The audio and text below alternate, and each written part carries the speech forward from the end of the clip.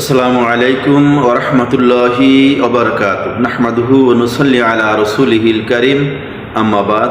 দেশ এবং প্রবাস থেকে যে যেখান থেকেই পবিত্র কোরআনুল কারীমের সংক্ষিপ্ত আলোচনা শ্রবণ করতেছেন সকলকে উদাত্ত আহ্বান করব, আপনারা সকলে আমলের নিয়তে শ্রবণ করবেন ইনশাআল্লাহ।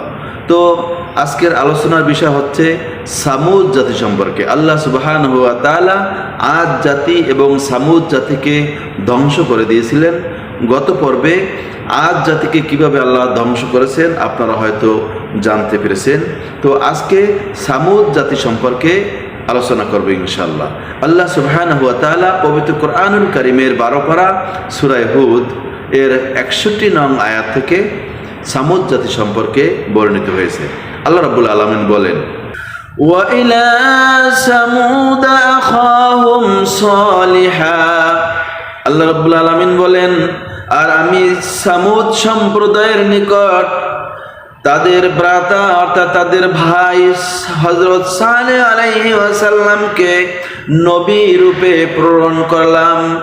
قَالَ يَا قَوْمِ اعْبُدُوا اللَّهَ।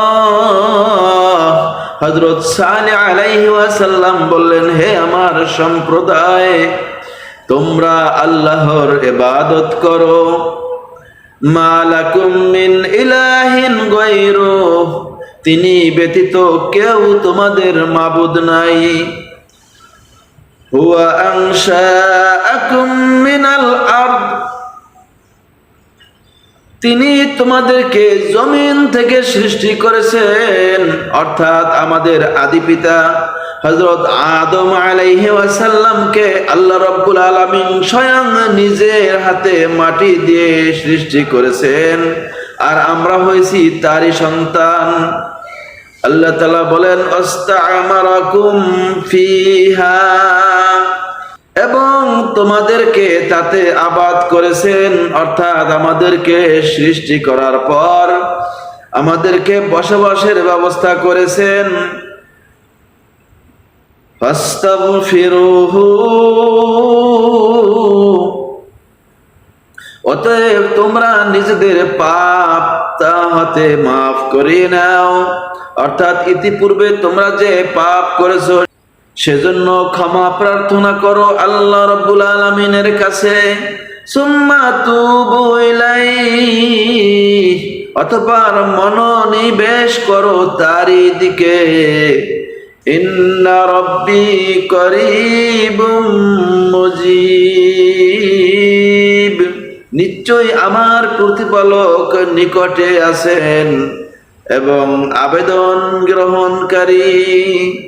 ক্বালু ইয়া সালেহ, তখন সামুদ সম্প্রদায়ের লোকেরা বলল, হে সালেহ, কদ কুনতা ফিনা মারজুয়া ক্বাবলা হাযা, তুমি তো ইতিপূর্বে আমাদের মধ্যে আশা ভরসার স্থল ছিলে। আতানহানা আন না'বুদা মা ইয়া'বুদু আবাউনা, তুমি কি আমাদেরকে ওই বস্তু উপাসনা করতে নিষেধ করছো যাদের উপাসনা আমাদের পিতৃপুরুষরা করে আসছে। ওয়া ইন্না লাফি শাক্কিম মিম্মা তাদউনা ইলাইহি মুরিব, আর যে ধর্মের দিকে তুমি আমাদেরকে ডাকছো বস্তুত আমরা তো তৎ সম্বন্ধে গভীর সন্দেহে আছি, যা আমাদেরকে দ্বিধা দ্বন্দ্বে ফেলে রেখেছে। আমার প্রিয় ভাইরা, পর্দার অন্তরালের মা ও বোনেরা, সামুদ সম্প্রদায়ের লোকেরা এ কথা বলার পর হযরত সালেহ আলাইহি ওয়াসাল্লাম কি জবাব দিলেন 63 নং আয়াতের মধ্যে সে বিষয়টি বর্ণিত রয়েছে। ক্বালা ইয়া কওমি, তিনি বললেন, অর্থাৎ সালেহ আলাইহি ওয়াসাল্লাম বললেন, হে আমার সম্প্রদায়, আরাআইতুম, আচ্ছা বলো তো, ইন কুনতু আলা বাইয়িনাতিম মির রাব্বি,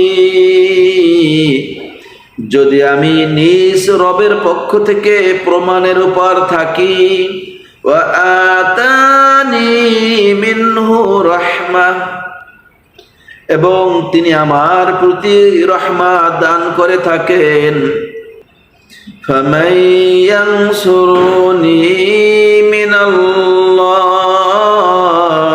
তবে আমাকে আল্লাহর আযাব হতে কে রক্ষা করবে?